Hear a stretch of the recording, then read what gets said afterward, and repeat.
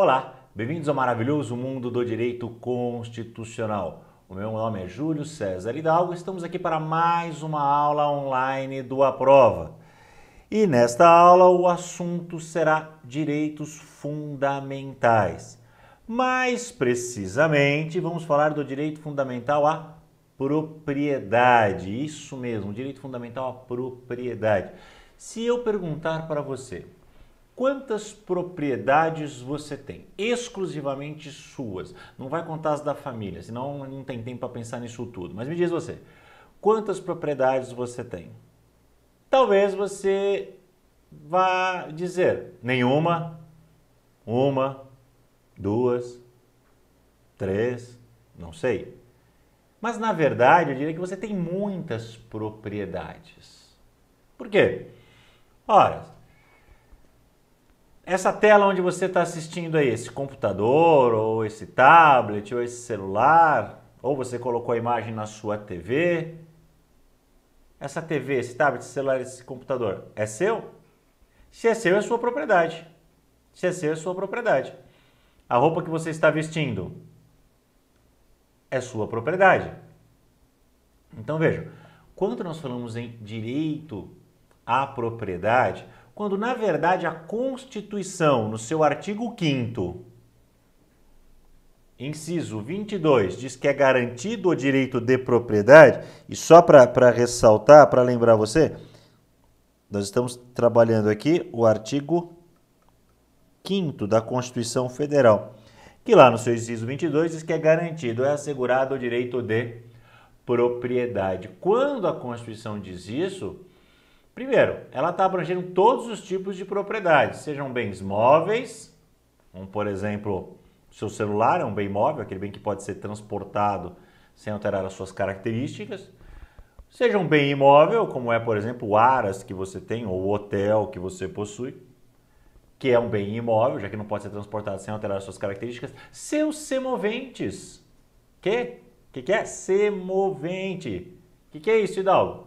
Semovente são os animais. Seu burro é um semovente. Seu cavalo é um semovente. Seu cãozinho, seu peixinho é um semovente. A Constituição garante o direito de propriedade. Aliás, nós podemos também pensar numa outra classificação entre os bens corpóreos, aqueles que você pode pegar, por exemplo, aqui, ó, esse aqui é o controle remoto do ar-condicionado aqui do nosso estúdio, está aqui na minha mão, esse é um bem corpóreo, eu posso pegar. E existem os bens incorpóreos, por exemplo, o direito autoral é um bem incorpóreo, você não consegue pegar um direito autoral, embora faça parte do seu direito de propriedade. Então, quando a Constituição diz lá no artigo 5º, inciso 22, que é garantido o direito de propriedade, ela está assegurando o direito de propriedade de todos os tipos de propriedade. E quando a Constituição diz que garante o direito de propriedade, também não é porque o Estado, o governo vai dar uma casa para todo mundo, um carro para todo mundo, não é isso.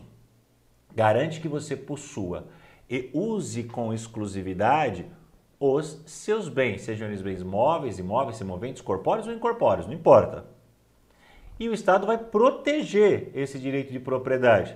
Tanto que nós temos toda uma legislação que protege o seu direito de propriedade, por exemplo, a legislação penal que diz que é crime o furto.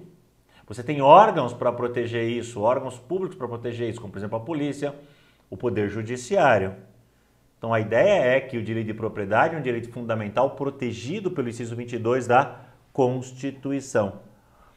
Mas nós temos sempre que lembrar que nenhum direito é absoluto. Todo direito vai sofrer as suas limitações. Todo direito sofre limitações, inclusive o direito de propriedade. Tanto que, logo no inciso 23, se você observar logo no inciso 23, a Constituição diz no artigo 5º lá que a propriedade atenderá à sua função social. Olha, isso é muito importante. Para você que vai estudar, para você que vai prestar um concurso, isso é muito importante. Eu vou até grifar aqui, ó, a propriedade atenderá à sua função social, a sua função para a sociedade. Mas exatamente o que quer dizer isso, Hidalgo? Vejam, que a propriedade, antes dela existir para o particular, ela existe para a sociedade. Como assim? Veja, vamos imaginar que você está feliz. Você está muito feliz? O progresso está chegando à sua porta. Independente do tamanho da cidade que você vive, o progresso está chegando à sua porta. Vai passar uma avenida muito importante perto da sua casa. Na verdade não vai ser perto da sua casa, vai ser em cima da sua casa. Pois é, essa avenida importante vai ser construída em cima da sua casa. O que vai prevalecer? O seu direito de propriedade, o seu interesse em manter a sua casa, ou o interesse da sociedade em utilizar aquele local para a construção da futura avenida? Entre o interesse particular, privado, e o interesse público para uso social, vai prevalecer o uso social da propriedade. É por isso que o inciso 23 determina que a propriedade atenderá à sua função social. Agora, o que aconteceria com a sua propriedade nesse caso? O que aconteceria com a sua casa neste caso, em que vai passar uma avenida em cima da sua casa? Exato. Você perderia a sua casa, ela seria desapropriada. Veja, a desapropriação está prevista no inciso 24. Desapropriar, olha só, desapropriar.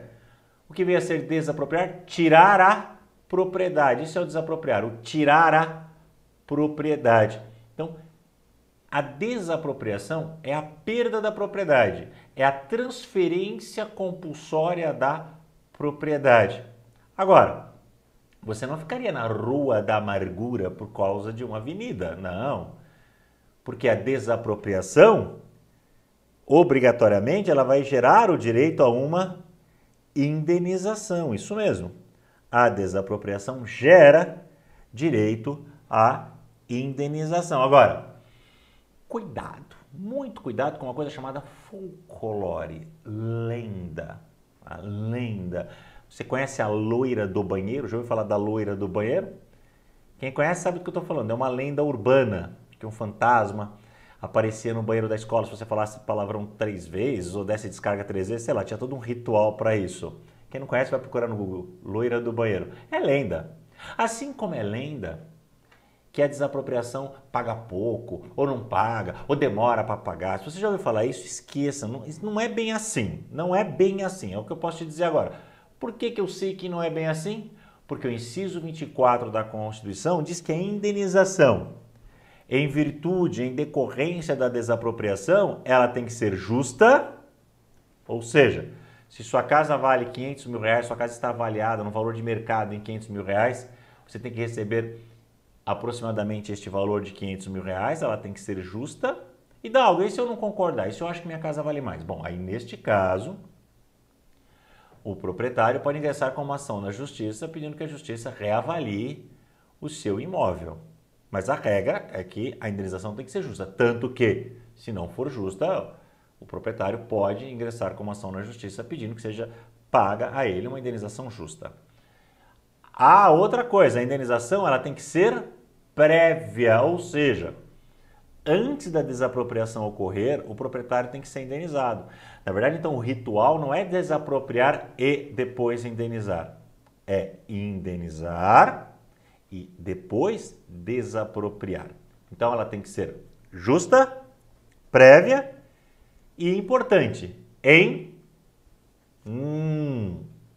dinheiro. Isso mesmo, justa, prévia e em dinheiro. Guarde isso para sua prova.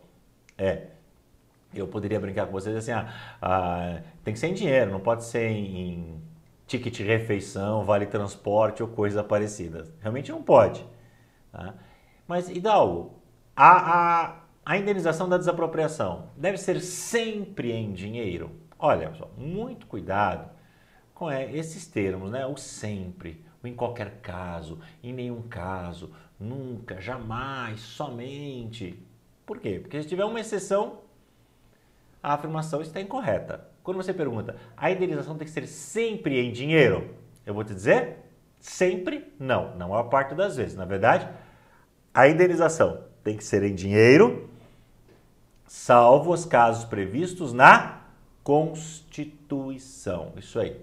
A Constituição pode prever, e realmente prevê, exceções situações onde a indenização da desapropriação não será em dinheiro. Na verdade, a Constituição prevê duas exceções para indenização não em dinheiro. Uma é a indenização por reforma agrária.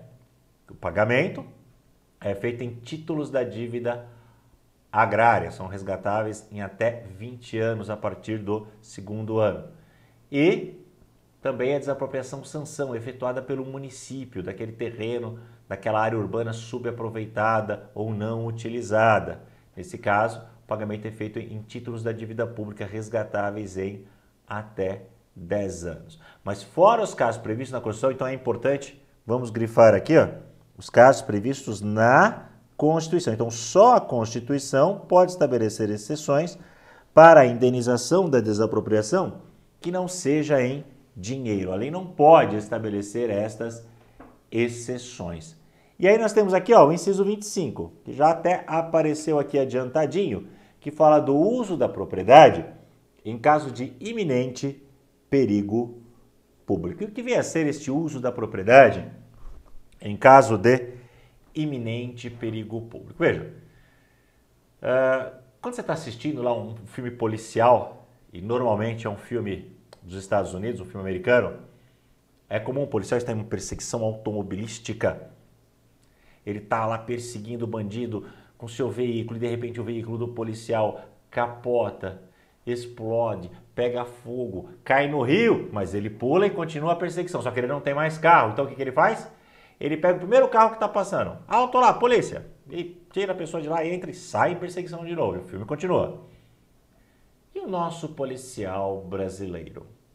O nosso policial aqui nesta terra tupiniquim, na terra Brasilis. O nosso policial poderia fazer a mesma coisa? Poderia requisitar o uso da força policial? Resposta? Sim, pode sim. O inciso 25 da Constituição Federal, do artigo 5º, autoriza o uso da propriedade particular pela autoridade em caso de iminente perigo público. Iminente perigo público é aquele perigo público que está prestes a acontecer ou está acontecendo. É mais um exemplo de uso, né, da propriedade para cumprir a sua função social. Só temos que separar aqui, eu vou apagar esses outros grifos que eu coloquei aqui, mas nós temos que separar da desapropriação, porque primeiro aqui é um caso de uso. Você ainda é o proprietário, ou deveria dizer o proprietário, dono do carro. Você ainda é o proprietário do veículo. Simplesmente a autoridade agora está usando aquele veículo no interesse público. Então, é diferente da desapropriação nesse aspecto. Na desapropriação tem a transferência da propriedade. A pessoa não é mais a dona daquele imóvel. No caso do uso, seja ele de um bem imóvel ou imóvel, no exemplo que eu dei de um veículo, a pessoa continua proprietária, ela só não está mais usando aquele bem porque ele está sendo usado pela autoridade em caso de iminente perigo público. E uma outra diferença é quanto à indenização. Porque a indenização em caso de iminente perigo público somente irá ocorrer em caso de dano, em caso de prejuízo. E ela deve ser uma indenização posterior. Então, duas características aí. A indenização, ela só pode ocorrer depois, o termo que você está vendo aí, que eu estou grifando para você na tela, que é o ulterior, quer dizer posterior. Então, a indenização só pode ser posterior e em caso de dano, em caso de prejuízo. Então, o simples uso não é indenizável, né? O simples fato da autoridade estar usando aquela propriedade não gera ao particular, ao proprietário, o direito à indenização. Haverá direito à indenização se e somente se houver o dano. E como ninguém é Nostradamus para adivinhar o dano, essa indenização só pode ser ulterior, ou seja, posterior. Ok? Vamos continuar falando ainda do nosso direito aí de propriedade? Lembrando sempre que o direito de propriedade está no artigo 5º da Constituição. Olha lá o inciso 26, ele fala da impenhorabilidade da pequena propriedade rural. Isso mesmo, a pequena propriedade rural é impenhorável. Agora, Hidalgo, o que é penhora? A penhora é quando a pessoa tem uma dívida. Imagina que eu tenho uma dívida com você. Eu tenho uma dívida com você, não pago. Você me processa. A justiça manda eu pagar. Mesmo assim eu não pago. A justiça então manda penhorar um bem meu. Penhora, pega um bem meu, leva a leilão e o que arrecadar vai pagar a dívida que eu tenho com você. Isso é a penhora. Mas a Constituição, lá no artigo 5º, inciso 26, diz que a pequena propriedade rural é impenhorável. Só que, imagina você, prestou um concurso público, trabalha lá no serviço público, tá cheio da grana e compra um sítio. Sítio básico, piscina, sauna seca, sauna a vapor, quadra de tênis, quadra poliesportiva, ancoradouro para barco, para jet ski. É uma pequena propriedade rural. Ela pode ser penhorada? Pode. Pode, porque a ideia não é proteger a pequena propriedade rural. Na verdade, a ideia é proteger o pequeno proprietário rural. Tanto que, eu vou colocar aqui algumas informações para você. Tanto que determina a Constituição lá no inciso 26 que a pequena propriedade rural é impenhorável, vamos colocar aqui uma vírgula, desde que... então tem as condições de impenhorabilidade da pequena propriedade rural. Ela será impenhorável desde que, primeira condição, trabalhada pela família. Então estamos falando daquela propriedade rural de sustento familiar, aquela propriedade rural de onde a família tira o seu sustento, naquele pequeno, estamos falando do pequeno produtor rural. E desde que também, aí tem mais um desde que, então trabalhada pela família e desde que a dívida seja decorrente de sua atividade produtiva, desde que a dívida seja decorrente de sua atividade produtiva. Tá aí. Então, a pequena propriedade rural não é impenhorável em razão de qualquer dívida. Quer dizer, a pequena propriedade rural não é impenhorável por qualquer motivo. Não, pelo contrário. Ela será impenhorável quando a dívida for decorrente da sua atividade produtiva. Então, por exemplo, estamos falando da dívida da compra de defensivos agrícolas, da compra de equipamentos agrícolas, da compra de matrizes de material, de animais. Aquilo que você está comprando para usar na atividade produtiva da sua propriedade. Por essa dívida, a sua atividade, a sua propriedade será impenhorável. Então, tem que reunir essas condições. Na verdade, são 3 condições, não sei se você percebeu. Por que 3 condições? Porque tem que ser uma pequena propriedade rural, tem que ser trabalhada pela família e a dívida deve ser decorrente de sua atividade produtiva. Ok? Tudo bem? Ótimo. Olha só, além disso, nós temos também o inciso 27, que fala do direito autoral. Eu vou apagar aqui, para não ficar muito poluída, nosso quadro aqui, ele é feito para ajudar. E diz lá o inciso 27, que aos autores pertence a exclusividade para a reprodução de sua obra. Lembra que eu falei para vocês que direito de propriedade também abrange o direito autoral, que é um direito, na verdade, imaterial. Estamos falando do direito a uma criação artística, um livro, a letra de uma música.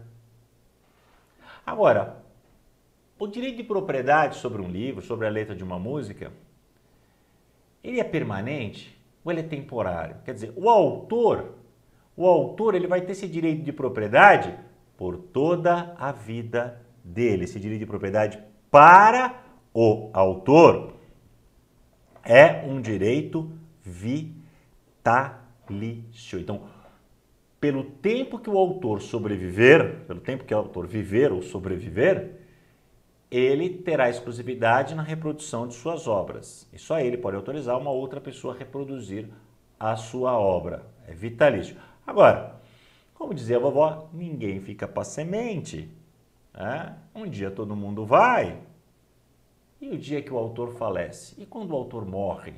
Passa desta para melhor. Aí, este direito, como qualquer outra herança, será um direito transmissível aos herdeiros. Vai para os herdeiros. Só que aí, pelo tempo que a lei fixar. Aí a lei vai fixar um prazo que não importa qual, porque isso jamais vai cair no concurso de direito constitucional, qual é esse prazo, mas existe uma legislação que já fixa, que já estabelece que os herdeiros, eles terão esse privilégio na reprodução das obras, eles terão essa exclusividade, essa propriedade, pelo tempo que a lei fixar. E depois desse tempo, a obra ela passa a uma situação que nós chamamos de domínio público. Domínio seria propriedade, ela é propriedade de todos. E é o que acontece, por exemplo, com alguns livros já muito antigos, em que os seus autores já morreram, os herdeiros já usufruíram do direito de propriedade e agora todo mundo pode publicar. Algumas músicas são assim também. Por exemplo, você quer gravar uma música do Beethoven, não precisa pagar direitos autorais para a família do Beethoven. Tá? Há alguns anos o que também já perdeu seus direitos autorais foram as obras sobre o Sherlock Holmes. Essas também já estão em domínio público. Qualquer um pode publicar os livros com as obras, né, deste personagem Sherlock Holmes. Então, o inciso 27 garante o direito autoral.